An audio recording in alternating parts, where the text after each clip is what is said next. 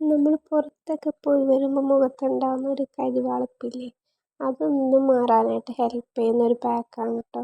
വേറൊന്നുമില്ല, നമ്മുടെ കസ്തൂരി മഞ്ഞളും തൈരും, ഇത് രണ്ടും മാത്രമേ ഉള്ളൂ, വേറെ ഒന്നുമില്ല. ഇതൊരു 10-15 മിനിറ്റ് വെച്ചിട്ട് കഴുകിക്കളഞ്ഞാൽ മതി. വേറെ വലിയ പ്രിപ്പറേഷൻസ് ഒന്നുമില്ല. ഈ കസ്തൂരി മഞ്ഞൾ നമ്മുടെ ഫേസിലിടുമ്പോഴുള്ളൊരു കുഴപ്പം എന്താണെന്ന് വെച്ചാൽ, അതിട്ട് കഴുകിക്കളഞ്ഞ് ഒരു പുകച്ചിലെടുക്കും.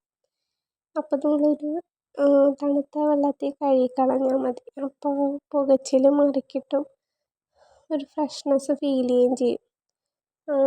എന്നിട്ട് ഏതെങ്കിലും ഒരു മോയ്സ്ചറൈസർ പുരട്ടിയാൽ മതി, വലിയ കുഴപ്പമുണ്ടാവില്ല. അത് ഉണങ്ങിക്കഴിഞ്ഞിട്ട് ഞാൻ ജസ്റ്റ് ഒന്ന് മസാജ് ചെയ്ത് കൊടുത്തായിരുന്നു.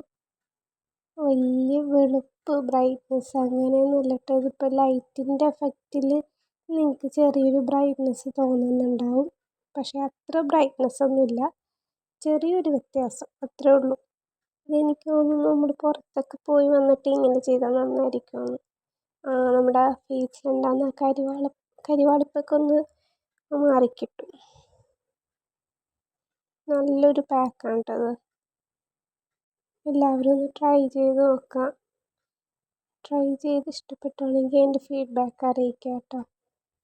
ഇതിൽ വേണമെങ്കിൽ കുറച്ച് കാപ്പിപ്പൊടി വേണമെങ്കിൽ ചേർക്കാം, എൻ്റെ കയ്യിൽ ഇല്ലാഞ്ഞിട്ടാണ് ഞാനത് ഇടാഞ്ഞത്. നിങ്ങൾ ചേർത്താൽ നല്ലതായിരിക്കും എന്ന് തോന്നുന്നു, ബ്രൈറ്റ്നെസ് കുറച്ചുകൂടെ കിട്ടും.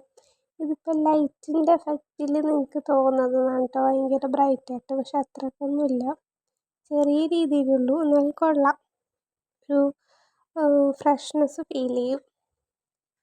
എന്നാലും എനിക്കിത് ഇഷ്ടപ്പെട്ടു, വലിയ എഫക്റ്റ് അല്ലെങ്കിലും എനിക്കിഷ്ടപ്പെട്ടു. സിമ്പിളാണ്, 10 മിനിറ്റ് പോലും വേണ്ട ഉണങ്ങാനായിട്ട്. അത് കഴിഞ്ഞിട്ട് അപ്പം തന്നെ റിമൂവ് ചെയ്ത് കളയാമെന്നുള്ളൂ. അപ്പോൾ നിങ്ങൾക്ക് ഈ വീഡിയോ ഇഷ്ടപ്പെട്ടെന്ന് വിചാരിക്കുന്നു. ഇഷ്ടപ്പെട്ടാൽ എന്നെ സപ്പോർട്ട് ചെയ്യുക, ഫോളോ ചെയ്യുക. അപ്പോൾ അത്രയേ ഉള്ളൂ.